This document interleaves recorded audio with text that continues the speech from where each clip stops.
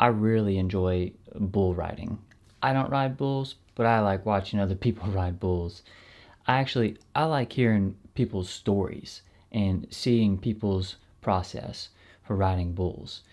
I like learning about people's grit and determination and mindset that they have in order for them to get on a bull and ride it while trying to be thrown off.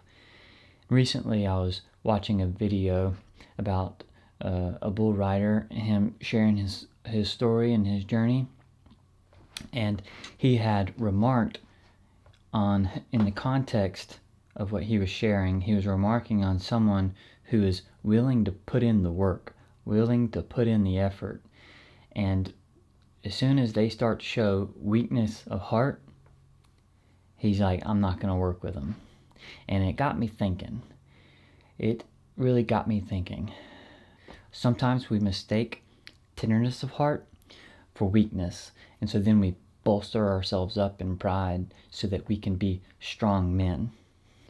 Today's video, I want to bring clarity between the difference of being tenderhearted versus being weak-hearted, so that we can stand strong in the throes of life and not become cold and calloused towards the world around us, thinking that we're just being tough.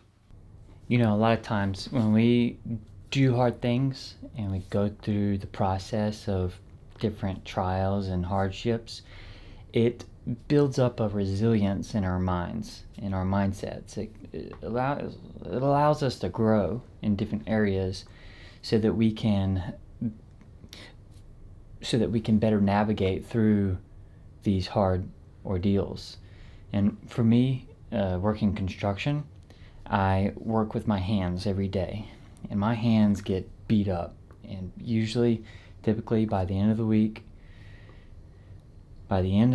after a long work week, my hands just feel throbbing, and they harden themselves against the wear and tear of using them on a daily.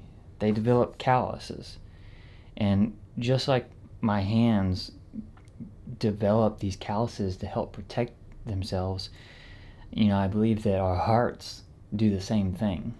And a year ago, I'm going through the summer and the heat of the summer with the consistency of construction and the difficulty and the demand that construction services have on me.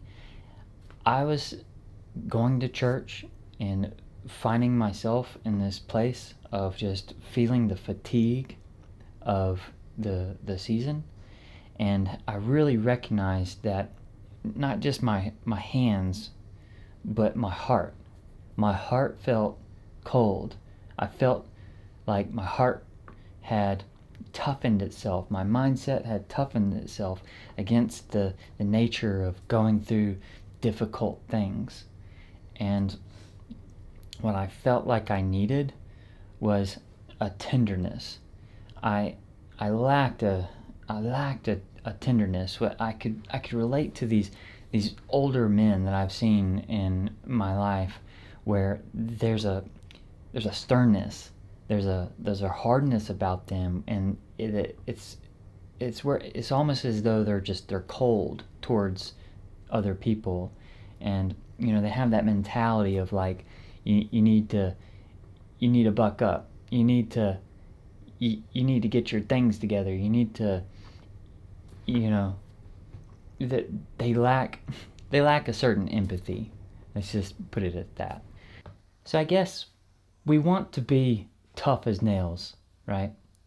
And sometimes we think to be as tough as nails that we need to apply the hammer to other people to be able to. That might be a bad analogy, but there is this idea that we want to be tough as nails, and we want to help other people and support other people to help them become tough as nails too. But there is this idea, I guess, in my mind that, a nail, it holds the structure of a home together. But a nail is flexible in that it holds things together, and it's tough, but it allows the structure to move, and it bends with the home, so that in the summertime and in the wintertime, when the seasons come and change and the house swells and shrinks as it does, then those nails are able to kind of shift with the home, and it still is holding the fort down, if you will. And I think sometimes for me, I get confused in that I think being tenderhearted is a sign of weakness. But the reality of it is it's not. Being tenderhearted is being kind and offering empathy towards others and other people's struggles, instead of trying to apply that your own strength to them and saying, yes, be strong, and yeah, this is the way forward. There is a humility in being able to come underneath them in kindness and love, and being able to help them up and to support them, to support their home. And so maybe that tough as nails analogy doesn't quite make sense, but I think that maybe too often we mistake tenderness of heart for having a weakness of heart, when the reality is having a tender heart is having that ability to empathize with other people and to help support them and bring them up and strengthen them, the strength that they need to be able to do their thing. Well, if you got anything out of this video, leave a like, subscribe, leave a comment in the section below. Tell me what you think. Let me know your thoughts. And I'll see you guys in the next one.